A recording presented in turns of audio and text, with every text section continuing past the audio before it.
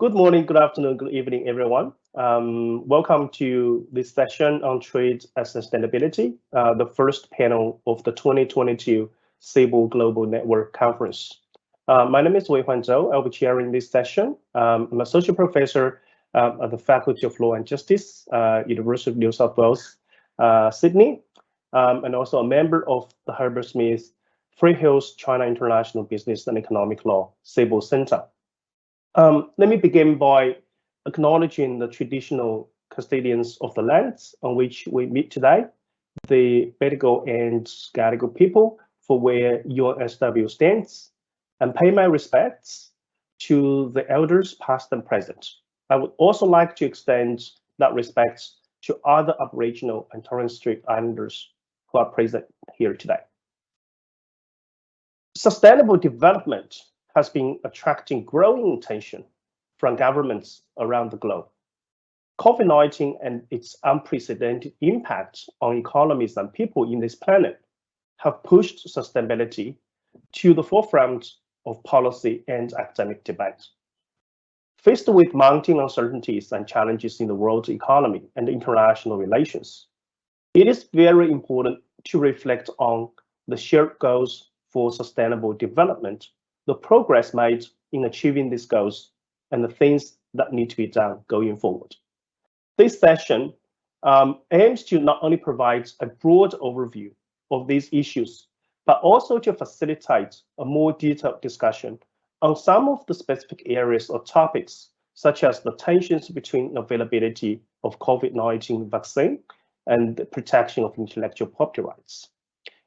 I'm very fortunate, CIBEL and myself, are very fortunate to have three leading experts to join us today to share their views, criticisms, and suggestions on issues relating to trade and sustainability. I will introduce each panelist before they speak, and then each speaker will have 20 minutes. And after all presentation, we will have the remaining time for Q&A. Now, our first speaker is Associate Professor Amrita Bhari from ITAM, and she's also a co-chair professor of the WTO's chair program.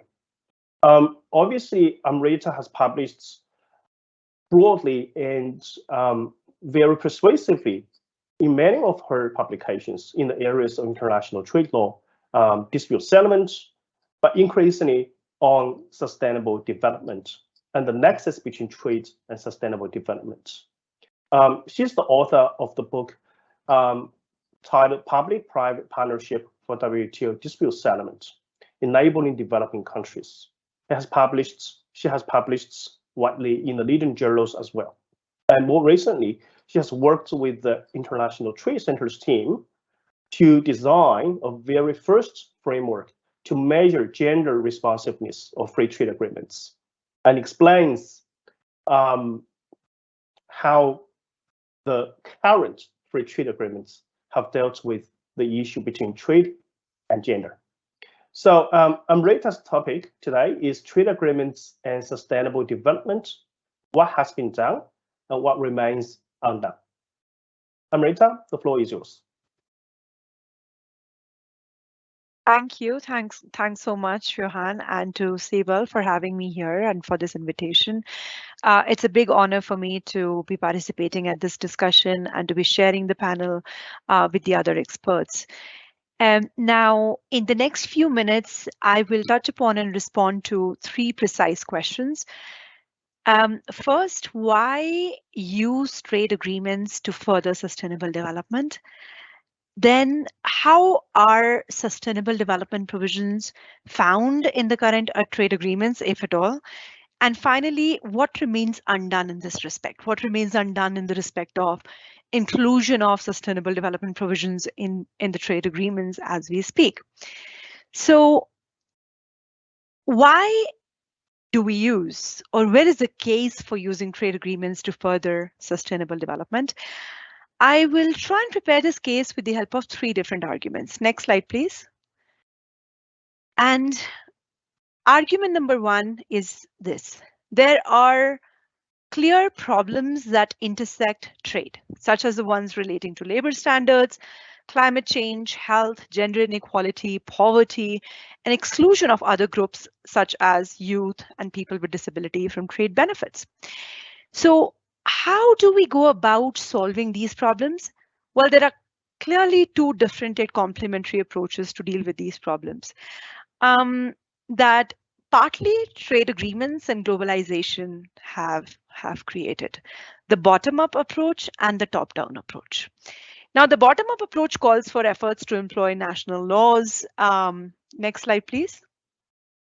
National laws, procedures, institutions, culture, and social norms at the domestic level to make changes in the right direction.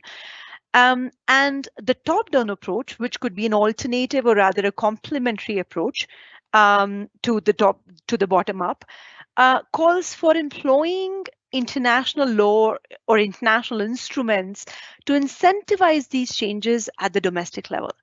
Now, in line with this approach, trade policies could trigger changes in domestic laws and policies, societal setup, at workplace, and in economic sectors. And for this reason, trade agreements, so to say, can work to achieve various sustainable development goals. Argument number two, trade agreements in the past have created both losers as well as winners, as they have clearly benefited some and they have left others without benefits or even with negative ramifications. Various groups, indeed. Moreover, there are some negative societal and environmental impacts that trade agreements and economic partnerships can have on the situation of environment, women, health, poverty, labor standards, as the relationship between trade and sustainable development is not always positive. So, for example, global agricultural trade has caused massive deforestation and biodiversity loss in producer countries.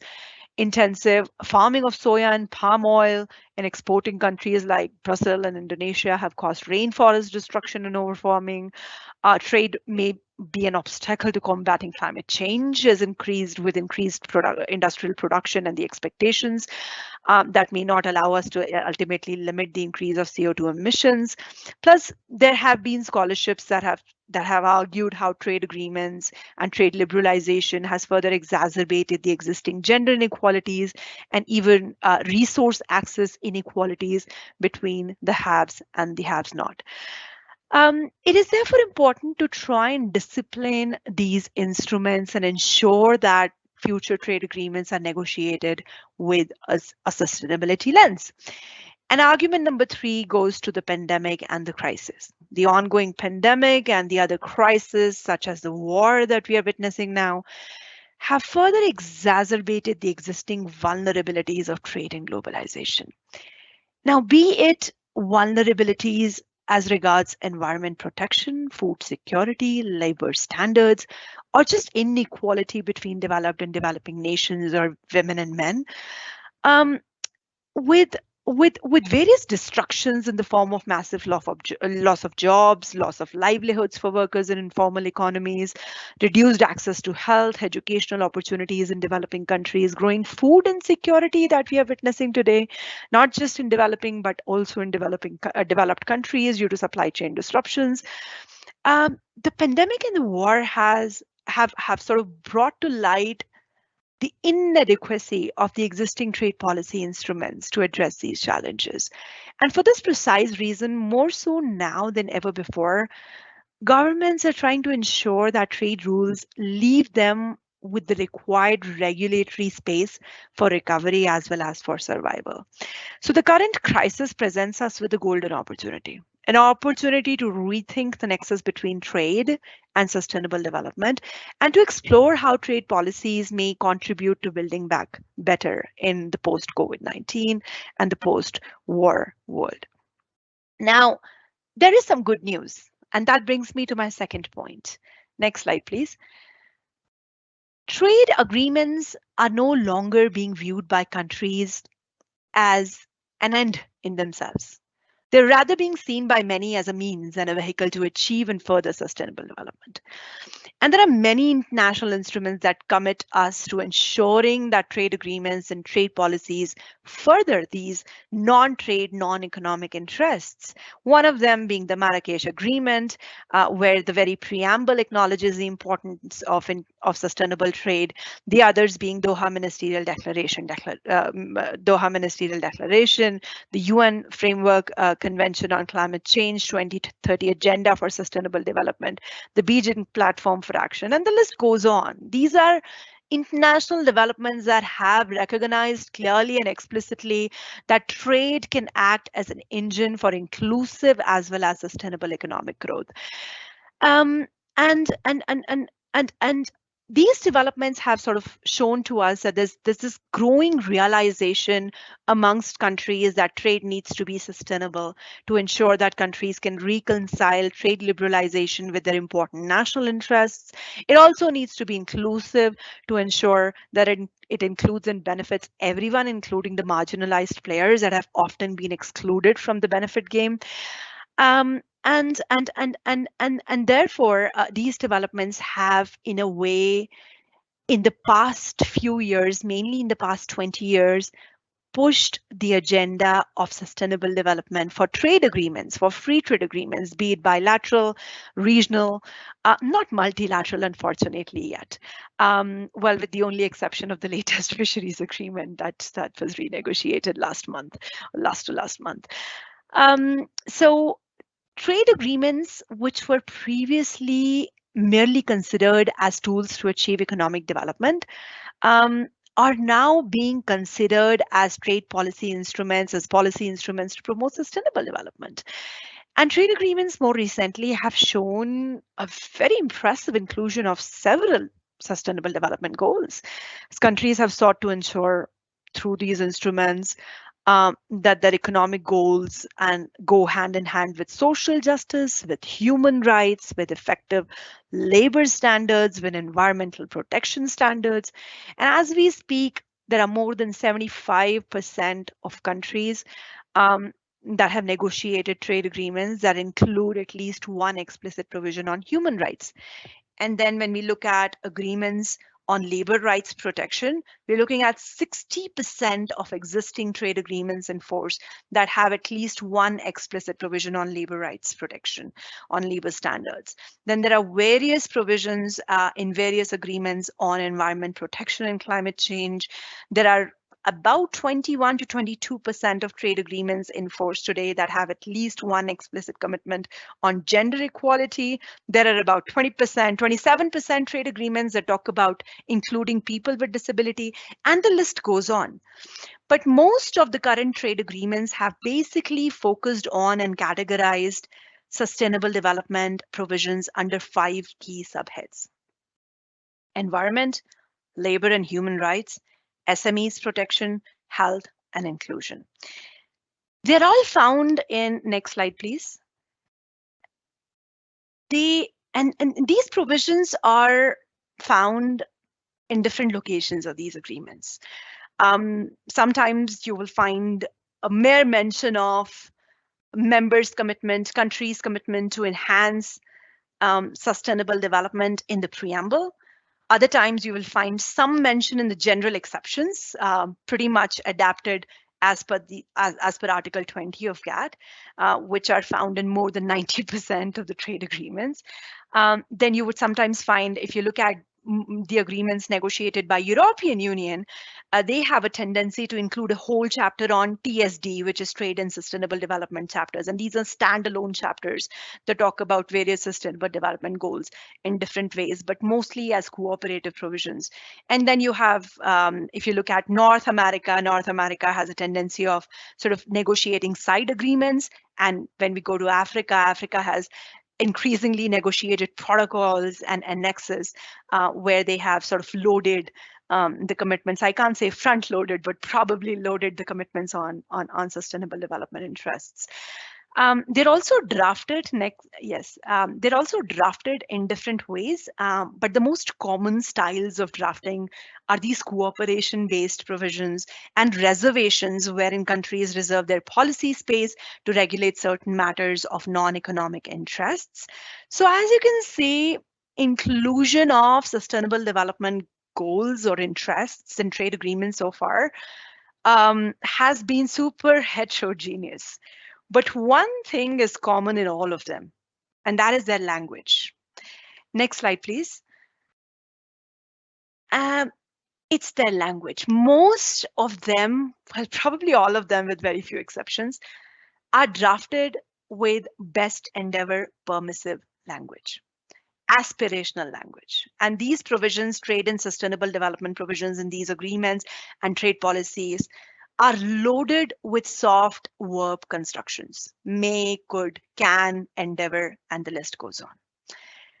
But then in some recent trade agreements, you find a little more effort, little more than best endeavor, where countries have sort of mixed and matched hard and soft verb and expressions, would sort of show a larger commitment on their part, but it still remains quite non-binding and unenforceable as a commitment. You can see some examples of best endeavor commitments, legally binding provisions, and mixed language provisions here on the slide. And that brings me to my last point. What remains undone? Next slide, please.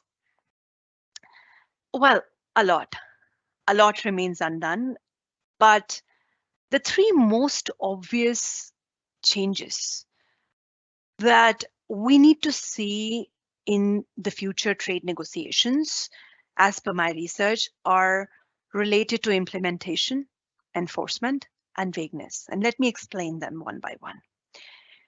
Most of these sustainable development related commitments in the current trade policy instruments are best endeavor promises.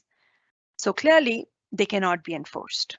If after assuming these commitments, one of the countries, one of the parties chooses to violate them or ignore them, there are no repercussions. Most agreements do not even identify any institutions or any procedures to implement or oversee the implementation of these commitments. And almost all of them do not mention how parties will go about financing these actions. So there's this long list, especially in standalone trade and sustainable development chapters that you find in European Union agreements. There's this long list of sustainable development goals that parties are assuming to achieve, taking upon themselves to achieve via this trade agreement, but then they have not talked about how they're going to provide the fuel, the finance to put these provisions into action. And it might not be that big a deal for European Union, but it is when you're talking about developing countries. So with no enforcement, no implementation mechanism, no finance, it is really difficult to see how such provisions can ever be put to action. Moreover, the agreements so far have often used these terms, such as gender equality, human rights, mainstreaming of sustainable development, without a sort of attaching a precise definition to these terms. And this is not the first time we are facing the issue of lack of definition for important concepts or terms used in trade policy instruments, right? Public morality, national security. I mean, these are just two other examples that have already shown to us how such escape windows can be used as tools of protectionism. The principal concern here is the extent to which such a legal provision can allow countries to stretch the scope of this provision beyond pure sustainability and inclusiveness concerns. So it is important that we start talking about the need to move away from vagueness.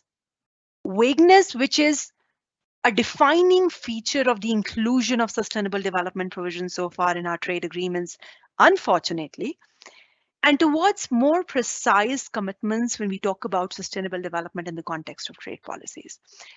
So I guess with all of this, I'm not sure if I've raised more questions for you than answers, But I'll probably stop here as I can't wait to hear my co-panelists and your questions, of course, in due course. But thank you so much.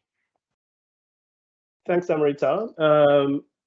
I think you managed very well to give a very good summary of the sustainable development related provisions in numerous FTAs. And that's one thing that I haven't told the audience, that's how many FTAs we actually have in the field. So basically, just to run a summary and reading all of the provisions, it's a formidable task from my perspective. So well done. And I believe that your research continues in that direction and doing more in-depth analysis in different areas of sustainable development goals. And I'm sure that the audience will have some questions. Let me just remind the audience, if you have your questions, you can type your questions in the Q&A. So we can pick up your questions in the Q&A session. Now, our next speaker is Professor Manjiao Chi. Professor Chi is a founding director at the Center for International Economic Law and Policy of the Law School of University of International Business and Economics, UIBE, in China. His research covers international economic law and policy, dispute settlement, and sustainable development. Among many of his achievements, there is really a long list of achievements, which just for myself, it's fabulous. I'll just mention some of the things that really, I think, influential. For example, he has been a consultant for a number of high-profile international organizations. He's the founding editor of the Asian Yearbook of International Economic Law. He is listed as a chairperson candidate for the EU's Trade and Sustainable Development Expert Panel proceedings. He's a co-chair of the American Society of International Law. I can go on and on. But I think it's more valuable if we just give the time to Manjiao to talk about the linkage between sustainable development and international trade agreements. Manjiao, the floor is yours. Thank you. Thank you, Weihuan. And let me start by, first of all, thanking the organizers for this great invitation. And also, it's a great pleasure to speak together with distinguished panelists, Amrita and Bryan. It's a pleasure. So today, what I'm going to talk in the next 15 to 20 minutes is the linkage between sustainable development and international trade agreements. I believe the audience and all of us have benefited a lot from what Amrita has mentioned about the provisions and then the implications of the existing provisions, sustainable development provisions in these trade agreements. I would be very happy to talk as building on what she has already said. Therefore, I would cut a little bit of my time in order not to repeat what has been said. The issue here is I would say very obvious. Sustainable development is a common concern and at the same time is a common aspiration of the international community. Everybody talks about, every state talks about sustainable development and trade, investment, everything. It's a dominating concept now in many fields. But the issue is how to, let's say, transform sustainable development from either a notion, a principle, a concept to a legal norm, and how to implement these rules in international trade agreements. I believe this is something that lawyers and social workers, politicians, lawmakers, and the field in social scientists would have to face. So with that, I have a few slides to share with you. The next slide, please, the outline. So here, The outline, the evolution of the principle of SD, why integrate SD in international trade investment law, the normative side, the adjudication side, so that discusses respectively how sustainable development provisions are integrated into treaties as treaty norms, rules, and that how these rules are actually implemented, enforced, especially through dispute settlement proceedings. And then finally, a recent trend. So very briefly, let me review the evolution of this principle of sustainable development. Next slide, please. So the 1987 Brundtland report, that's the World Commission on Environment and Development. This is the very first time deemed by many leading international lawyers that sustainable development has entered into the international agenda. But of course, well before 1987, sustainable development has been recognized as a common value of international community in various decisions and resolutions and also academic results. So next slide. In 1992, the Rio Declaration, that's the UN Conference on Environment and Development, the Earth Summit. In this summit, the role of sustainable development, especially how different social, economic, and environmental factors are interdependent, evolve together, and how success in one sector, especially economic sector, would require actions in other sectors be sustained over time. So here it is generally believed that the two pillars of sustainable development has been recognized. That's the economic development and environmental protection. So the next slide, please.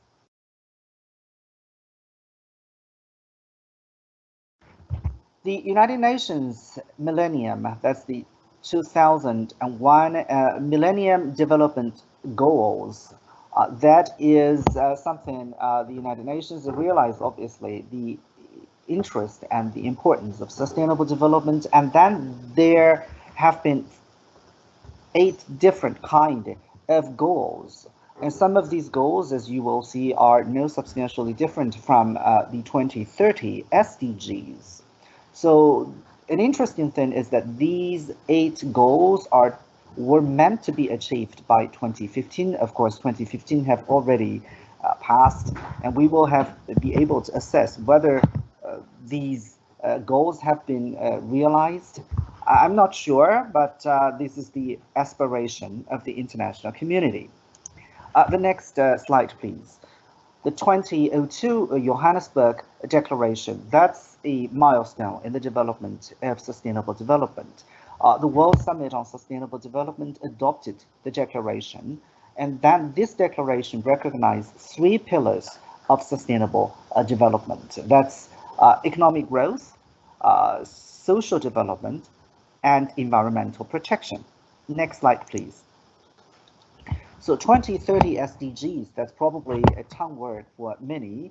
Well, the United States believe that the 2001 MDGs have been achieved, and then it has set another group of goals, that's the 2030 SDGs. These goals are to be achieved by 2030. There are about 8 years to go, and I believe we will be able to assess whether these have been achieved, which I seriously doubt, but whether the international community will achieve all these goals to its greatest extent. But let's wait and see. Next slide, please. So very briefly, why integrate sustainable development into international economic law? Well, there are a number of reasons. First of all, to me, is the segmentation of international law. SD concerns, as Amrita has correctly pointed out, deals with, let's say, labor rights, environmental concerns, and now a lot more social concerns. Now, these concerns are regulated via different segments of international law. For example, labor rights are regulated by labor conventions. Environmental concerns are regulated especially by special environmental treaties. Now, the importance is that sustainable development concerns are closely associated with transnational economic activities. However, disputes or concerns over transnational economic activities are not readily accessible to, let's say, environmental dispute settlement or labor rights investment settlement. And therefore, how to address the concerns, SD concerns, associated with transnational economic activity remains an outstanding challenge. A second reason is race to the bottom. Some states adopt lenient SD rules, such as environmental protection rules for attracting trade opportunities and investment opportunities, and these would be detrimental to sustainable development of that state and also of the international community. Regulatory pressure. States now have more obligations and pressure to protect the public interest, for example, public health, environment. However, they are also shouldering the obligation to engage in fair trade, free trade, engage in protection of foreign investments, and these are sometimes conflicting. And then a state feel regulatory pressure, how to balance these different goals or different values in their day-to-day operation. And finally, the existing trend is quite clear. There is a very clear trend, especially by the EU in its treaty making and dispute settlement, that sustainable development should be a very important consideration in the making of trade policies. So next slide, please. Now, let me try to deal with how the sustainable development is transformed into legal norms in treaties. I believe Amrita has already discussed that. I would just very quickly go through the categorization of these different types of SDPs. First of all is declaratory clauses. That's what Amrita has mentioned, is more like a best efforts plan, or we will have to stress that it's usually in the forward or in the forward of a specific provision. There are also obligatory clauses in treaties. There are certain treaty provisions require, let's say, state to enforce certain kind of, let's say, labor rights treaties or environmental obligations, these kind of obligations. But many of these obligation clauses are actually best efforts in nature. A third category, which I believe is the most commonly seen category, is exceptive clauses. So basically, that's the exception to the obligations under a trade agreement or an investment agreement. That basically means if a state takes an otherwise or incompliant measures with the treaty obligations, these kind of incompliance will be executed in a certain excused in a certain situation. So basically, we have different types of these exceptive clauses. General exception like GATT 20 is very typical.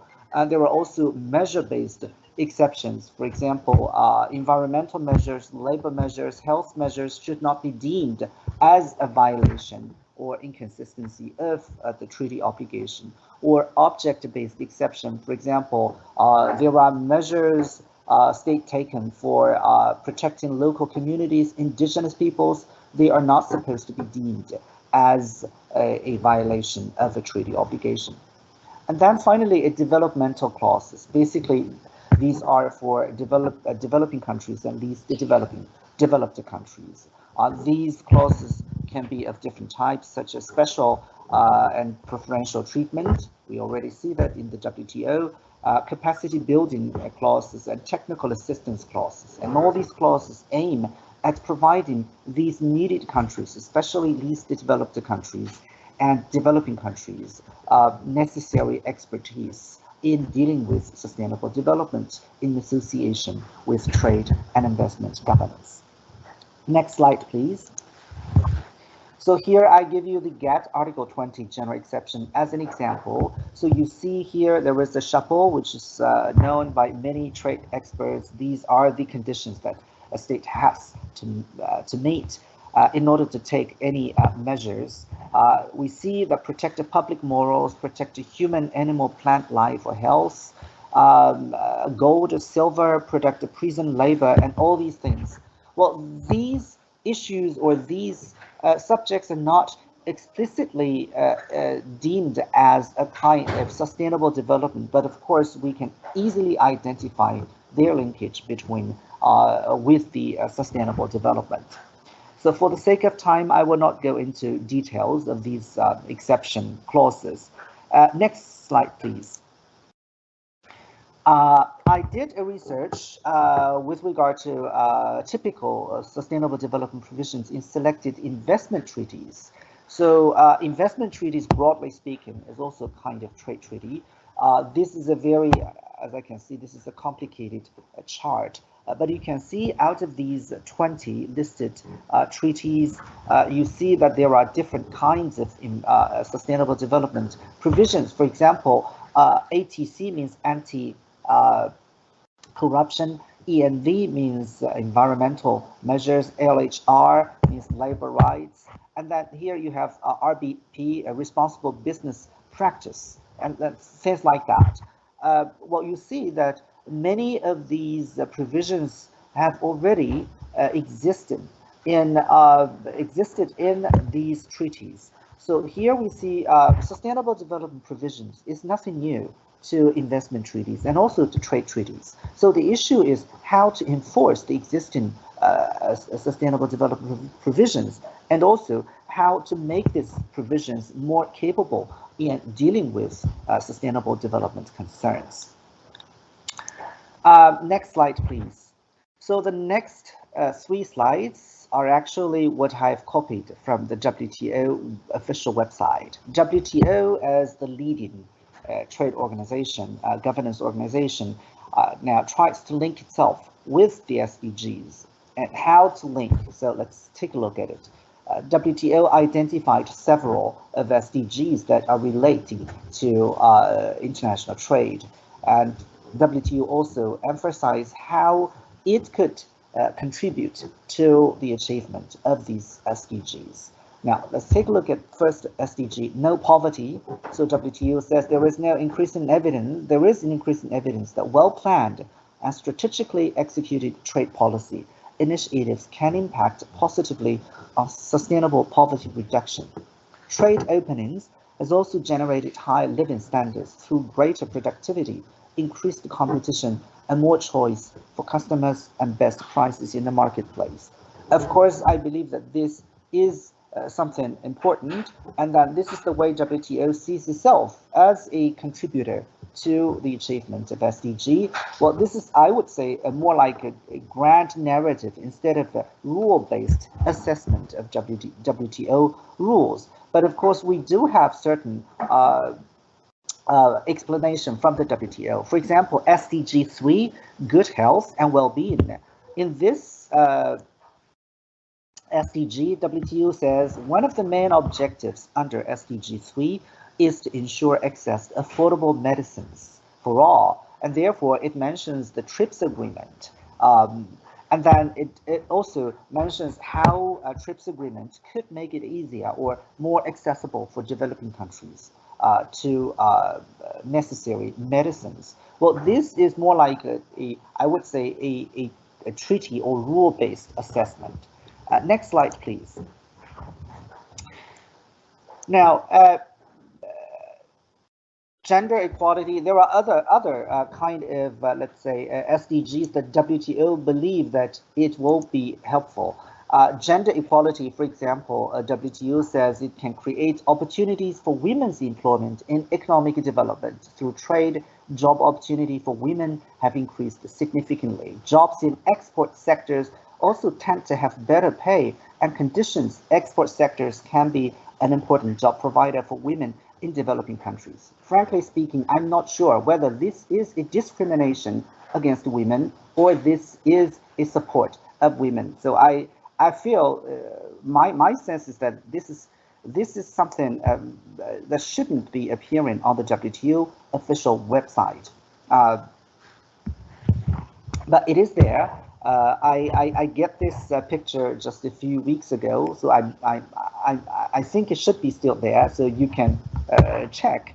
So without further ado, I would jump the next few SDGs. The next slide, please. Here we have another group of SDGs that WTO identifies and believes that it could contribute to the achievement of these SDGs. So in the final minute, let me very briefly discuss of the adjudication side of the integration of sustainable development. We have already seen that there are a number of WTO disputes that are invoking an exception clause. But you probably have read and have heard that it is extremely difficult to invoke successfully an exception in GATT 20.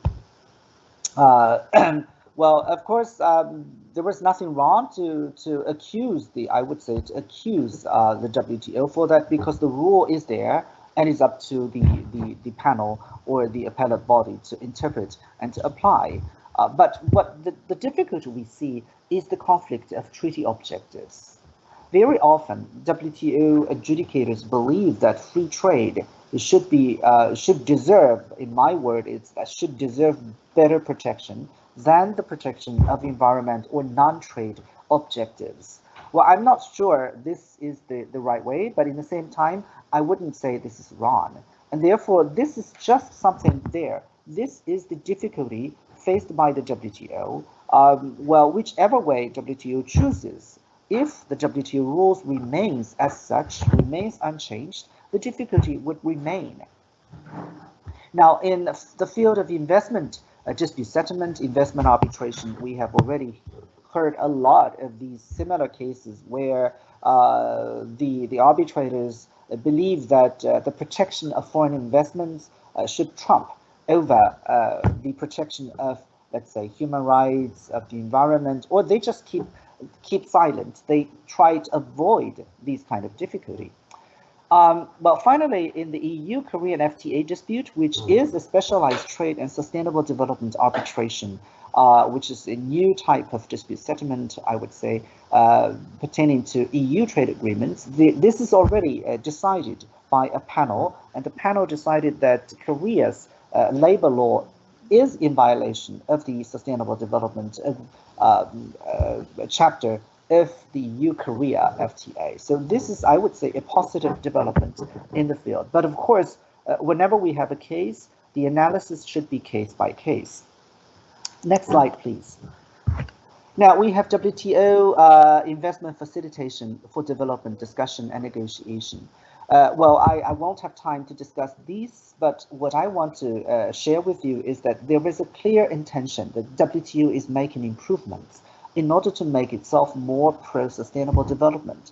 Now, this treaty, well, if it can be called a treaty now, this agreement is actually explicitly incorporates the term for development in its title. So therefore, under the WTO, investment facilitation is not only a trade agenda, a topic, it is also for development.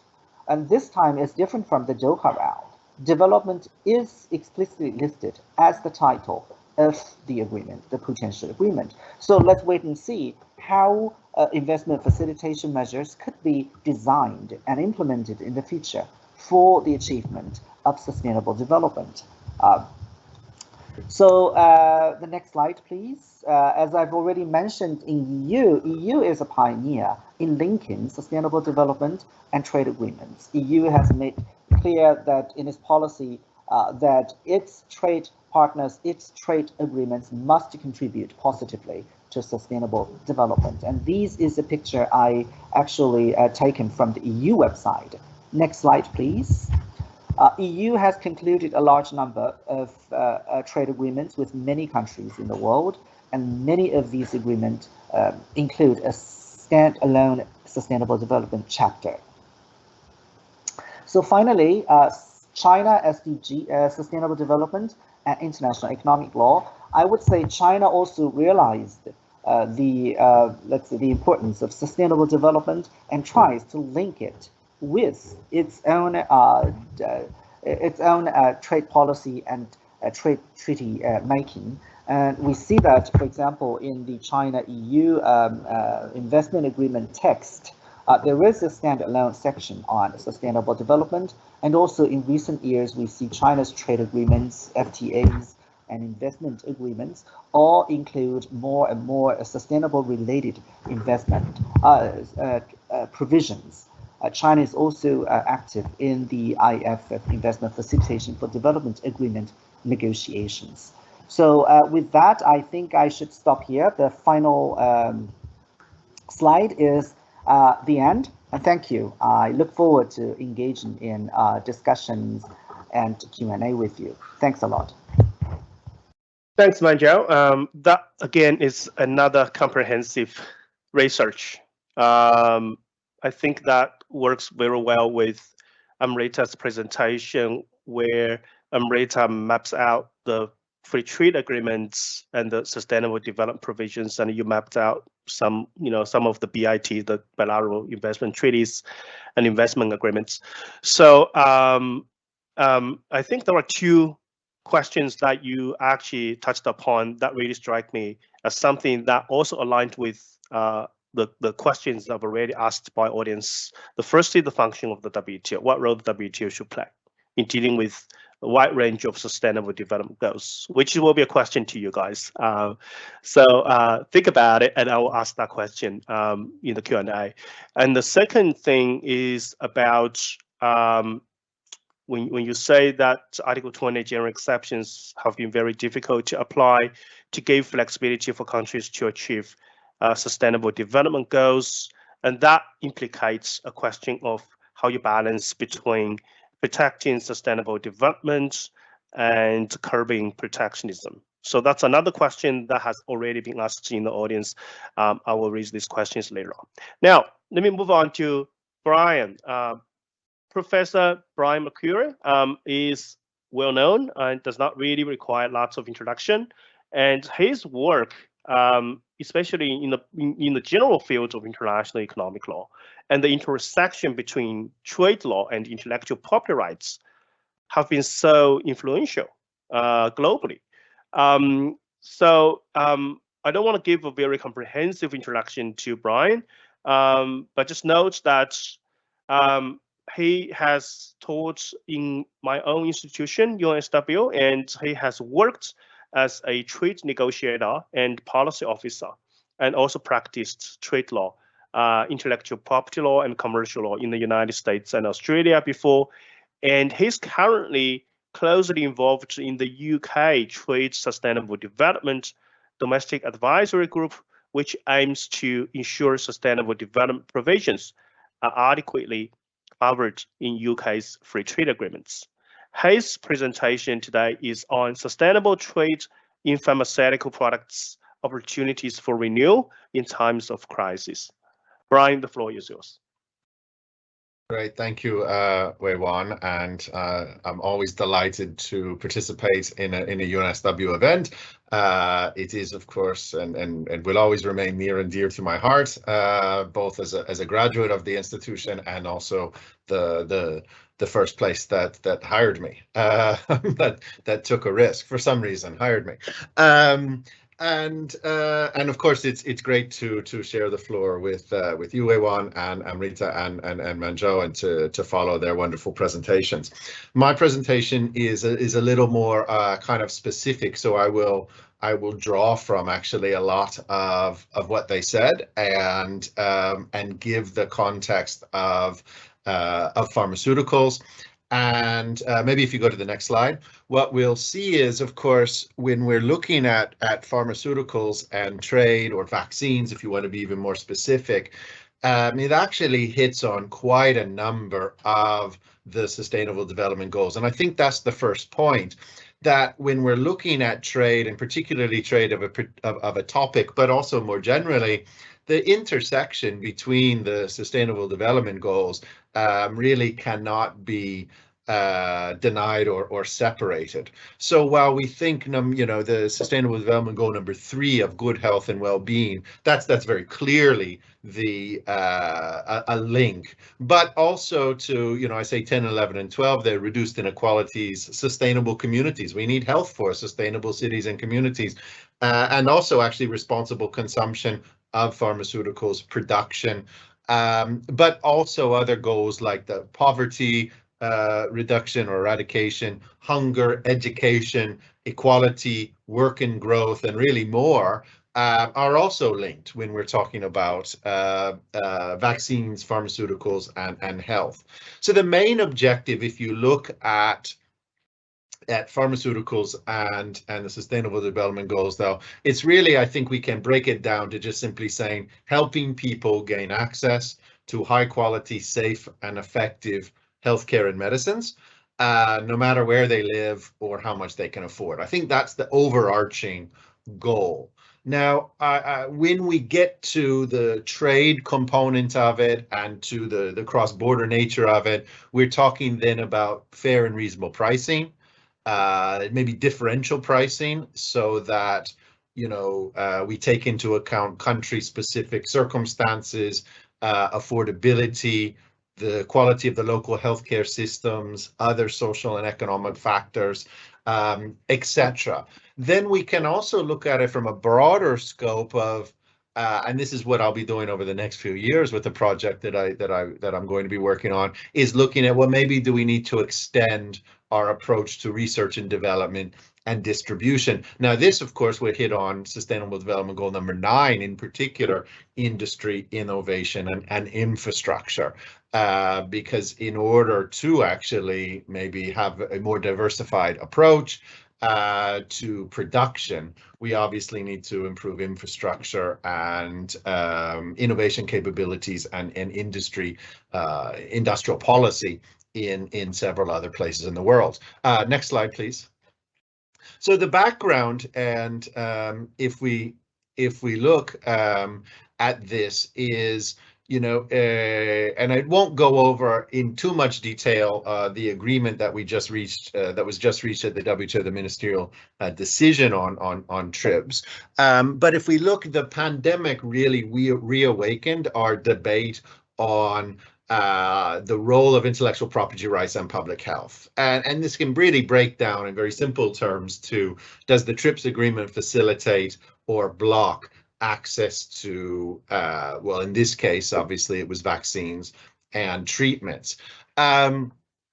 And we can debate that all day long, right? And in fact, we won't come up with a solution on that. People have different views, and people have varying different views. I think, my own personal view is like everything. We can't take an extreme position either way. It's not the black and white answer of yes or no, but we have to actually look more at specific circumstances within that debate. So at a practical level, if we look at what happened following the emergence of COVID-19 and it turning into really a global pandemic, we had a number, well, I'll take the domestic first. We had a number of probably helpful measures, or countries looking at helpful measures. Countries as diverse as Chile and Ecuador, Canada, Israel, Germany, Indonesia immediately legislated for emergency action, which in some cases would include the possibilities of compulsory licensing of pharmaceuticals. This happened long before vaccines were even available. But on the flip side, of course, we also had countries taking really what we would view as negative action of blocking, right? Of blocking treatments leaving the country, of blocking ingredients, and really kind of gumming up our supply chains. And it really became very clear that in pharmaceuticals, like many other aspects of manufactured trade now, global supply chains are not only important, but it's all we have. And if one element of that stops, we really are in trouble.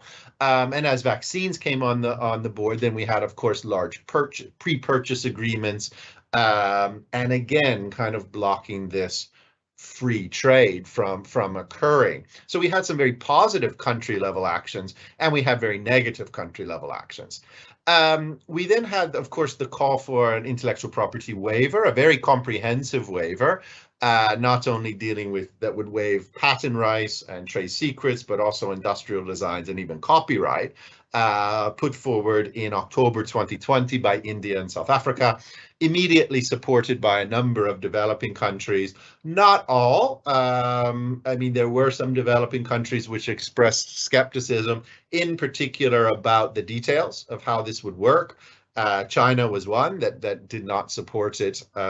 Mexico another early on, as well as, of course, developed countries, the US, EU, at that stage, Canada, Australia, Norway, Switzerland, etc. This proposal was revised. Maybe next slide, please.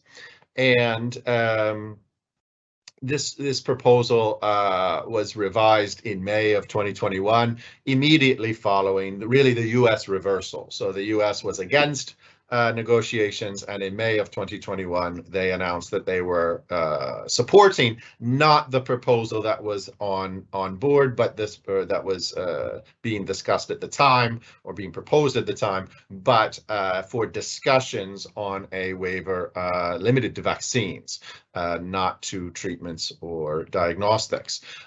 This really was a game changer. I think the US support was a real game changer. And what followed was the WTO Director General, Ngozi, really pushing this. I have my doubts as to whether she was pushing this for health reasons. I think, to be honest, that she was pushing this in the fishery subsidies just to get a win. I think the more important aspect of this is the WTO needed to do something to show that it had legitimacy and had relevancy, and so we need something to be concluded. So for that part, maybe the delay of the WTO ministerial actually helped. Now, to be determined there in mid-2021 was, again, the scope of the waiver, the extent, the duration, whether existing flexibilities could accomplish the same thing. That was really the EU approach. The EU said, we don't need a waiver, we have existing flexibilities and we need to broaden them. Now, again, there are many arguments for and against the waiver. I've written extensively on this, as other people have as well. I don't really need to go over those now. I don't have time to go over those now. But of course, just to say, there are,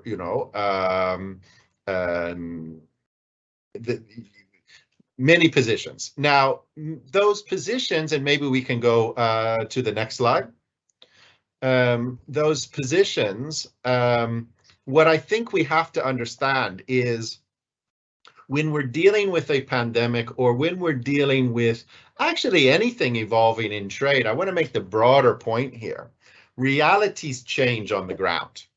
And I think when we're talking about sustainable development and meeting sustainable development goals, whether it be poverty eradication or increasing education, I think we have to look. One of the things that I think became clear in this pandemic is what we think may work at one time period may be out of date very shortly thereafter. And we can't get fixed in our positions. We have to remember the end. And the end goal would be either, in poverty eradication or education or whatever. And I think in this pandemic, I see this as well. In October 2020, when the original proposal is put forward, there's no vaccines available. There's no known treatments. And of course, what we did know was that a small amount of developed countries had pre-purchased a large amount of vaccines. Now, if we fast forward to say last month, then we have, okay, the pandemic has played out in the sense that we have, 545 million positive, 6.3 million deaths, etc. But now, of course, we have vaccines which at least work in reducing the severity and hospitalizations and deaths of COVID.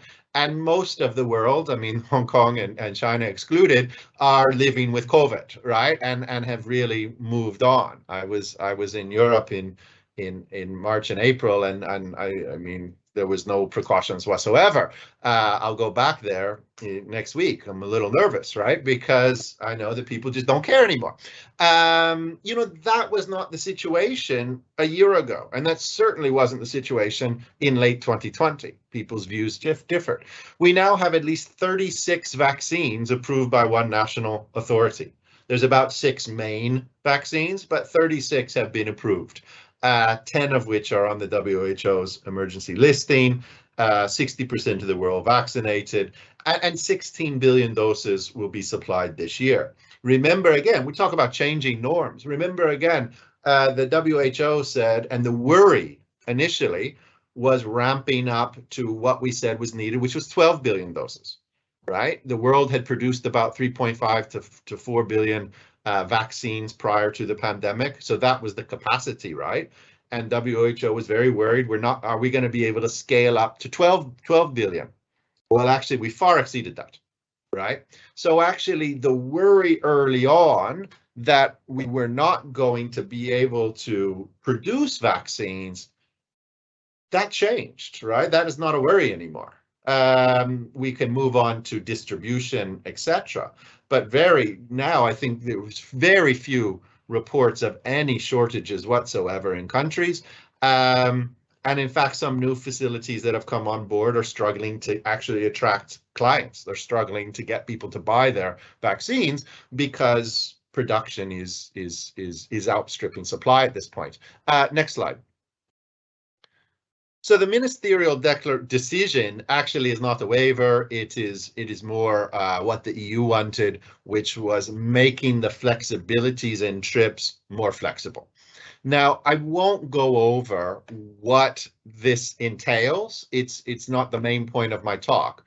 I will just say I think this decision can be viewed as a triumph for not actually even what it entails, but as a symbol of cooperation. From our starting point positions in October 2020, even to mid-2021, some countries were really at extreme ends at that point, and countries did come together and reach an agreement, and I think that's great. Even at the end, China and the US had an issue over eligibility, and we're able to come together and to bridge that difference in a very clever way. So again, the cooperation there, I think, is fantastic.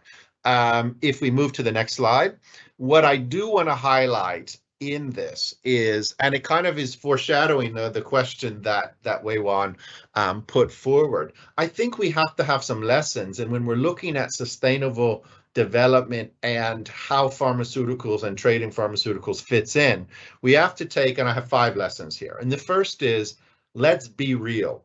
The WTO cannot respond quickly to crisis. And we are fooling ourselves if we think it can. Okay, so the reality of the situation, and quite frankly, the reality of the situation when India and South Africa put forward their proposal in 2020 in October, was that this was not going to happen, right? Look at the Doha round, look at every other negotiation. Getting to consensus is difficult.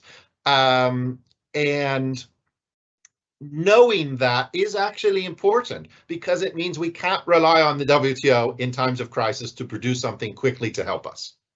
And I think that's just the reality. There's 2 connected lessons here. The first is, we also know that when a proposal is put up at the WTO, it's talked about ad nauseum. But then again, remember, the situation on the ground is changing. And the WTO negotiations don't really evolve and change with it. Right? This is one reason why, some people wanted to ditch the Doha round and other people wanted to keep it.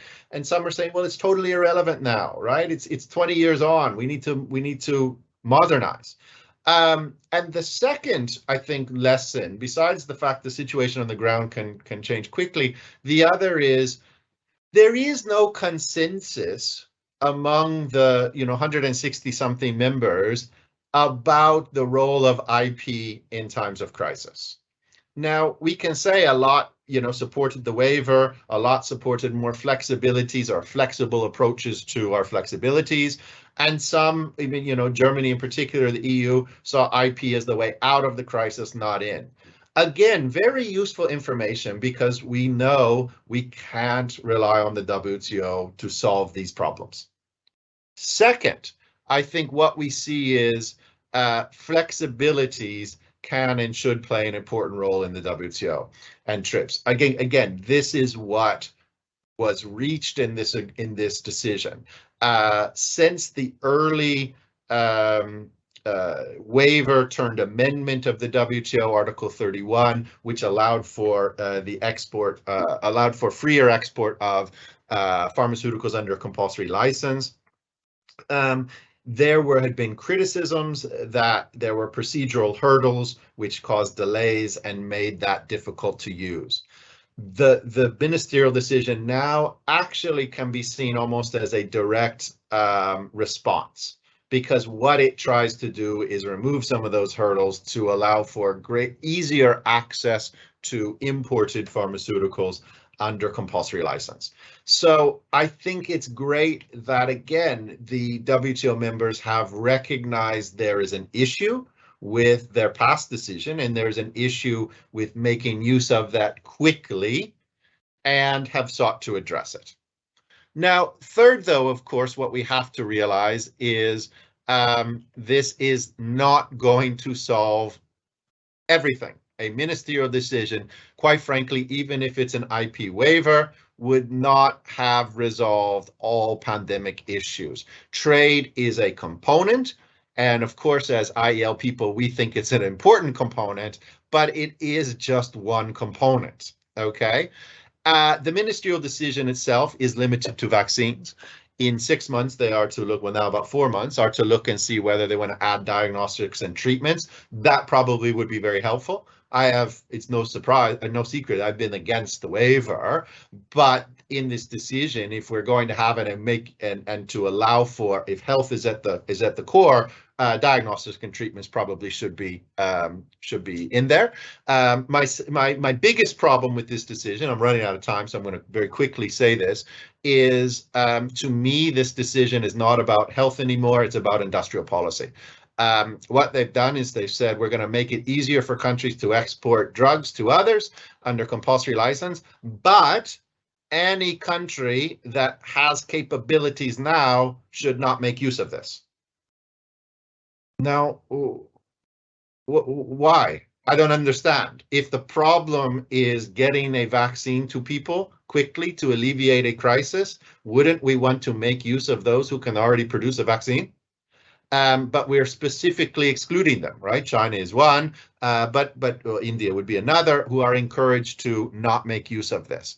And Director General Ngozi said it in an NGO briefing during that ministerial week.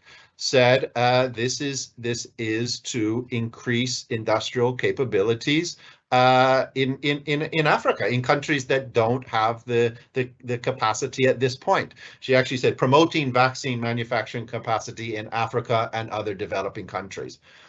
Now, that's fine if the goal is industrial policy here. I thought the goal was always health and alleviating a crisis, but I think that shifted at some point. After this decision, and I won't go into it, but the EU Director General for Trade, Sabine Weiland, actually backed that statement up essentially and said, well, there's a reason African countries are supporting what's on the table. It's going to help them. So this has shifted. Okay, there are other issues. I think the decision fails to acknowledge least developed countries. There are some other issues as well, but let's go to the next slide. I think what we need to do is, and here becomes, if we're really looking at sustainable development, I think I'm going to go 1 minute over, sorry, Fionn. What we really need to do is we need to think outside the box here. We need to investigate this local production, meaning diversification, as the Director General of WTO is saying. We need to look at maybe regional pooling of drugs, have one manufacturing center who can, of course, have purchase agreements with their regional neighbors. Now, we need to make sure that trade, and here's where trade is a component, doesn't form a barrier there. So really, we would actually need some waivers of most favored nation treatment here. We would need to make sure, we don't want production facilities in every country. We're losing economies of scale at that point, but having regional pools, having a little diversification of supply chains, and again, making sure that those products can get into other countries duty-free, very quickly facilitating their customs clearance, in particular drugs that need to be, or components that need to be refrigerated at ridiculous degrees, -80 degrees. Not every port is able to keep those. If we just talk of glass vials, and the glass vial for pharmaceutical production is a very specialist product. It's not like this glass here. It needs to be able to withstand, again, negative 80-degree temperatures. There are not that many locations that produce those vials at this point. We had a shortage in the middle of 2021. These are some of the issues we need to look at. And these are some of the issues that international organizations and that the WTO needs to work with others to minimize these barriers to vaccines, to pharmaceuticals, to other pandemic-related products and equipment. So it could be joint studies, it could be statistics on barriers, it could be reducing regulatory bottlenecks. These are all very important to, in fact, sustainable trade and development. And finally, we need to revitalize, again, looking at our structure. I know this is a longer term, not a shorter medium, of looking at how it is we do things. And, right now, actually, distribution is not separated from research and development. Maybe we want that to take place. Maybe we want to look at, larger international funds to quickly go to vaccines, etc. I am far out of time, so I cannot explain what I mean there further. Happy to discuss it in the questions. Thank you for listening and for the time. And Chair, I'll hand it back to you. Thanks, Brian. Another very comprehensive presentation with valuable information. For all three speakers, it is important for me to remind the audience that they have all done very thorough analysis of the various issues they have talked about today. So if you want to look into their work further, please read their work and publications. All right, now let me start the Q&A, and given the time we have, I can't really go through all of the questions. So let's see how we go. Now, all of the questions I'm going to use from the audience would be addressed to all speakers. So if all of you can give your thoughts on these questions, that would be great. So the first question is actually my question to you guys, which I alluded a little bit earlier, which is about the question of the role of the WTO. I think it has become increasingly clear that the sustainability of this institution is very important and current issue.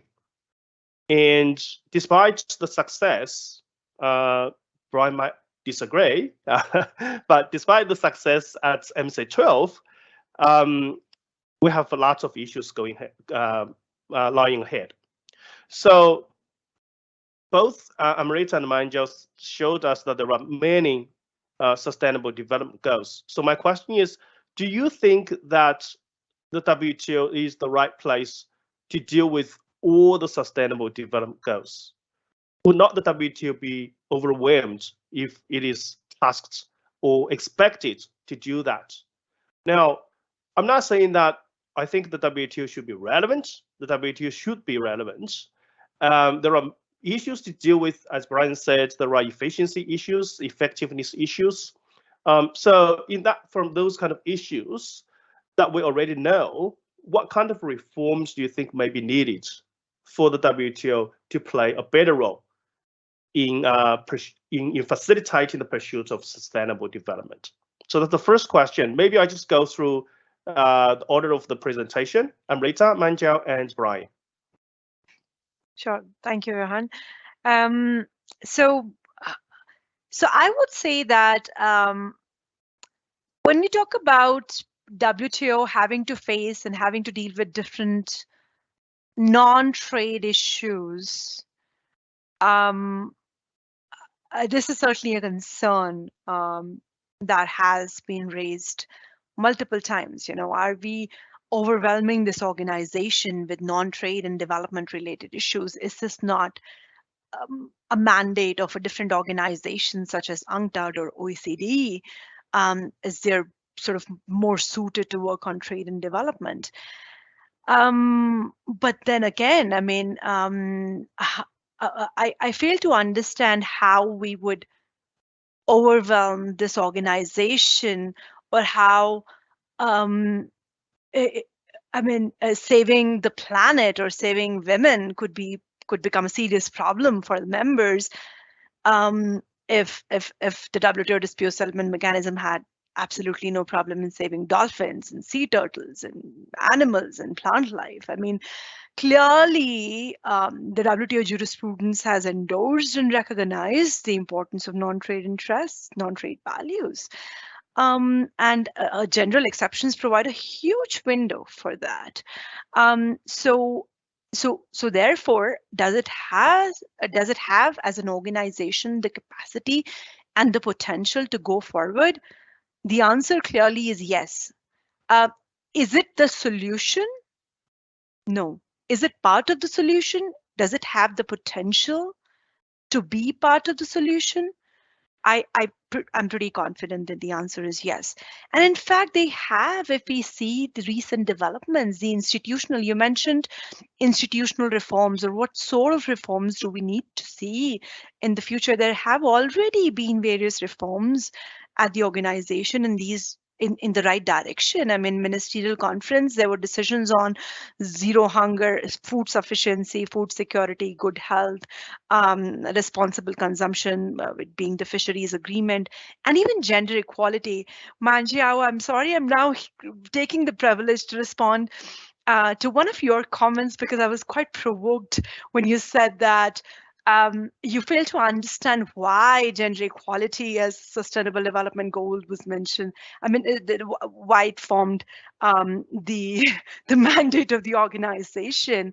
And it all started in 2016 when they established the Trade and Gender Focal Unit at the WTO. Now that focal unit has been reformed, and it has been given the shape of a whole Trade and Gender Unit. To 2017, we had the first joint declaration on trade and women in Buenos Aires. This year, we were again planning to have the first multilateral declaration, but for some technical reasons, it did not go through. But I think it's para 12 of the ministerial outcome document, where all members multilaterally for the very first time by consensus have recognized gender equality as one of their goals. So I see that as a clear mandate setting for WTO by way of consensus that has never been done before. And therefore, I would go back to it. Is it the solution? No, but does it have as an organization the potential to be a part of the solution? Definitely, yes. Thanks, Amrita, and also thank you for the response to Manjiao's presentation. Manjiao? Yes, have I unmute? I'm not sure. I can hear you fine. Okay, good, thank you. Thanks for the question, but let me just clarify. Amrita has mentioned about my presentation. Well, actually, my curiosity with regard to the SDG on gender equality with the WTO is not about whether gender equality should be included as a goal for the WTO, but rather why, when talking about this SDG, WTO links women with export industry. I mean, this is where I see a discrimination. Women can do whatever things men can do. Why linking women specifically for export? I think this is something, well, I wouldn't say it's an accusation of discrimination, but I think it should be double considered, at least from the terminology. So back to Weihuan's question, I think, well, WTO is so far remains to be the most important, if I may say, the most important trade governance body in this world. If the international community wants the WTO at all, then WTO must play a greater role in promoting sustainable development. So this is not a question of whether, but how. So I think WTO faces grave challenges, and the challenges are not necessarily because WTO is bad. Because if you trace back to the history, when 70 years ago in the GATT period, sustainable development has not come into the world agenda, and therefore I would say international community has not cared about sustainable development by that time as they does at this time. And therefore, I believe the challenge is that institutional challenge. I think the challenge is also on the value challenge. The challenge is also on the norm challenge. Institutionally speaking, I think when the WTO or the trading system was incepted, originally sustainable development was not a major consideration, although we agree that certain elements like environmental concerns and these issues have been taken into consideration and are actually reflected in the rules. But again, as we said, the rules seem now insufficient in sufficiently addressing sustainable development concerns, and there is a need for improvement. So this is the institutional design. I believe that institutional design has already been launched in the reform of the WTO, but I believe that members need to dedicate more into how to improve the institution to better promote sustainable development. Here is I think it's the institutional or inherent, I would say, a disadvantage of the WTO. It's more about its international organization.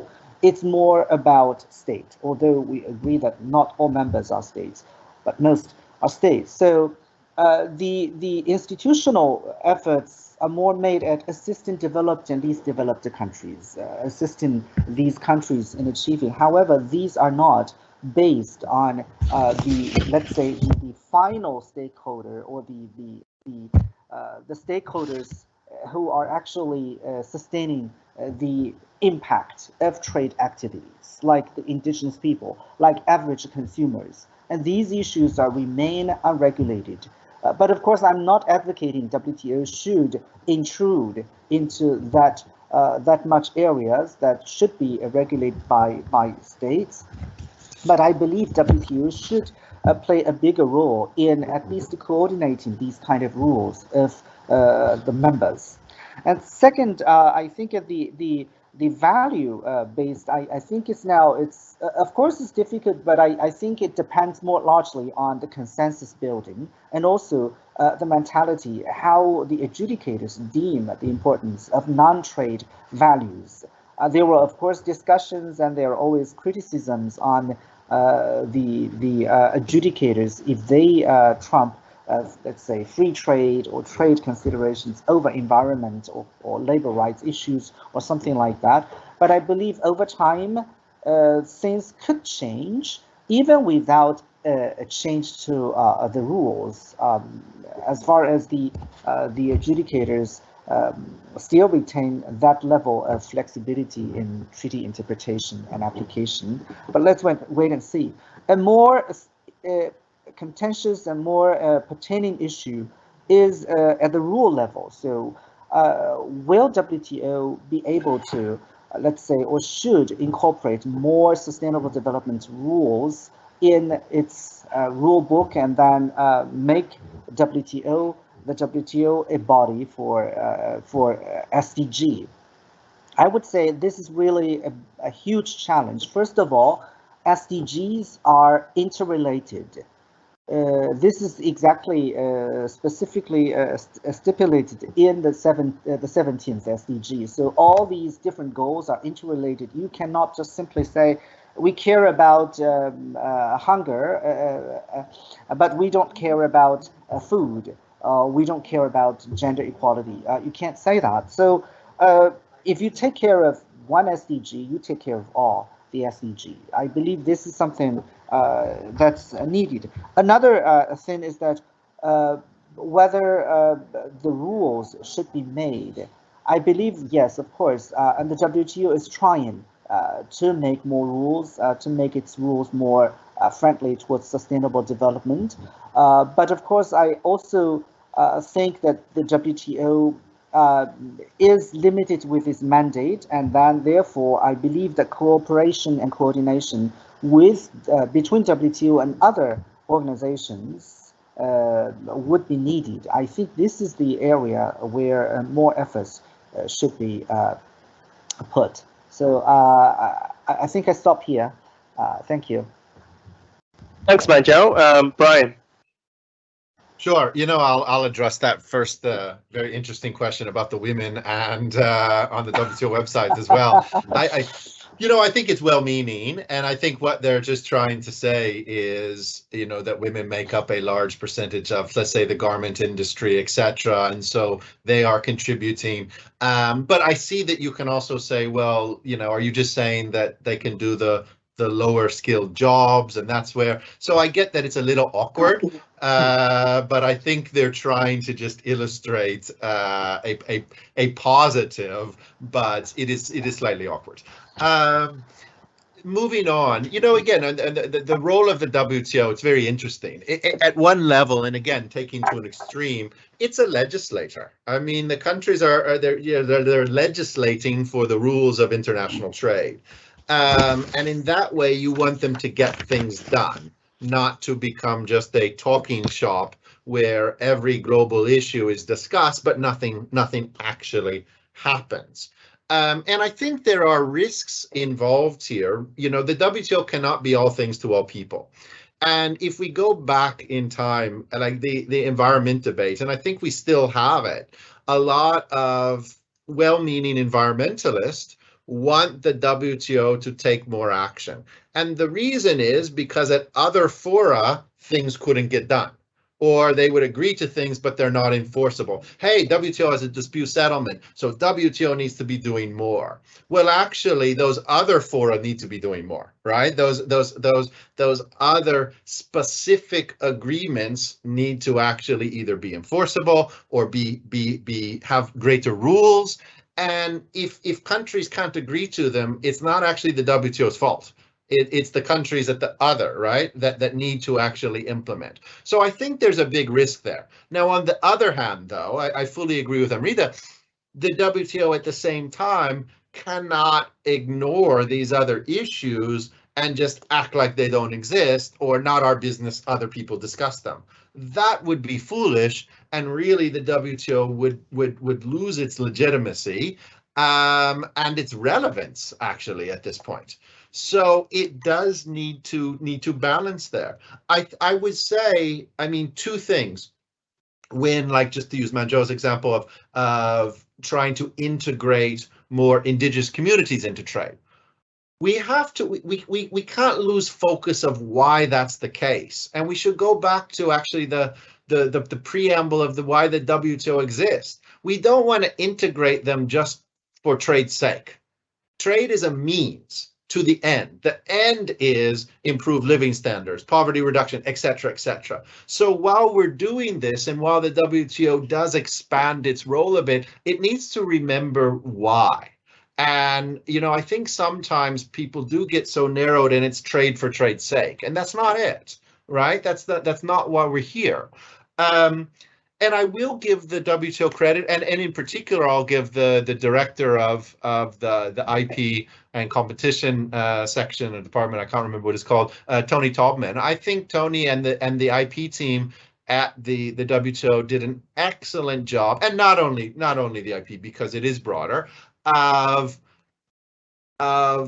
almost shifting at very short notice what it is that the WTO does. If you look at the website, the amount of reports they've put out, the statistic gathering, the amount of reports on barriers to trade, it has been, I think this is a wonderful shift for the WTO to become not a legislator at this point, but an informer of views, open and more transparent, and to allow others then to take decisions based upon those statistics.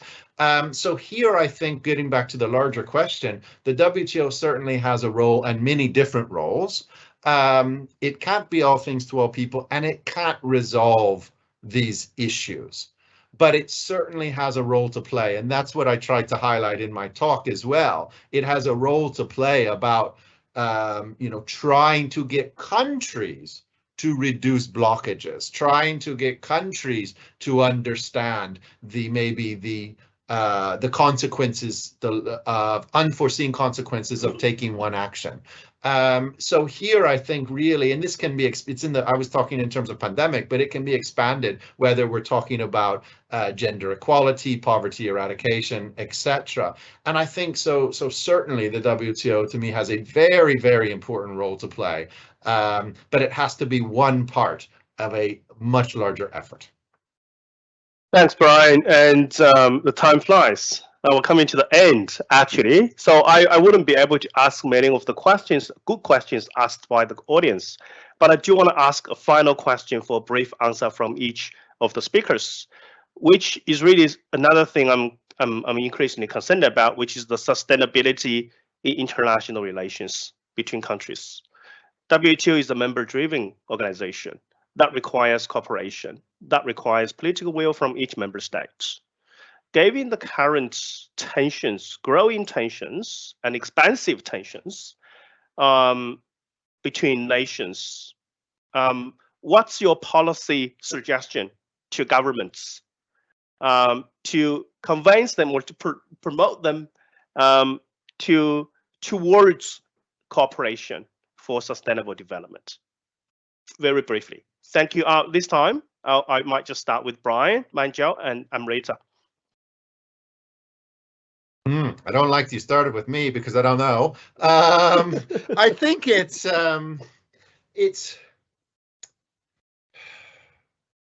cooperation can lead us to an outcome, and an outcome may not be exactly the outcome they want, but it's an outcome which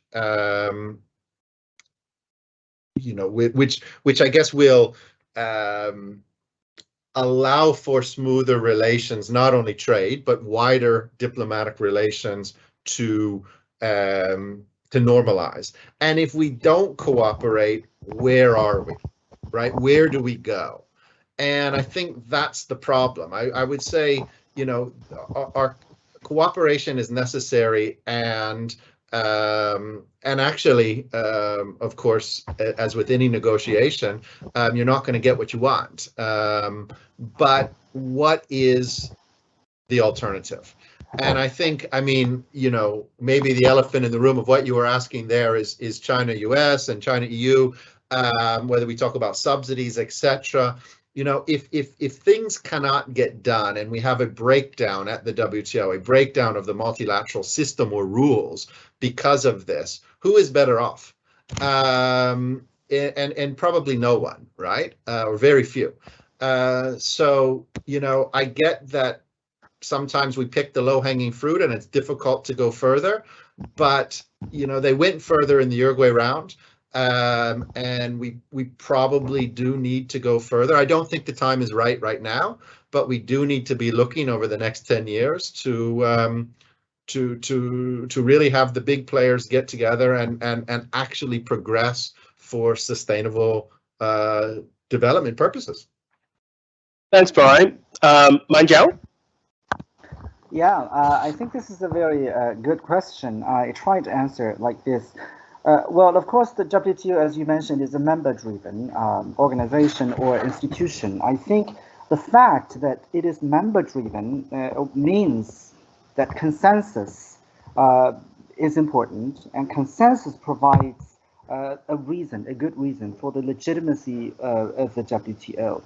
In this regard, I see sustainability or sustainable development that has already been deemed as a consensus of the international community. Whatever country in this world, they would not object to sustainability. Well, of course, they have different views on the principles or the norms of sustainability. But as a general notion, as a value, nobody, I would say, no country would object to that. And therefore, in this regard, I believe that sustainable development, or in other words, sustainable trade in the context of the WTO, would be a very good foundation for members to discuss and reach a consensus. I believe that is something important and helpful to the WTO and to international relations. But of course, the challenge remains as to how to transform this kind of consensus into norms,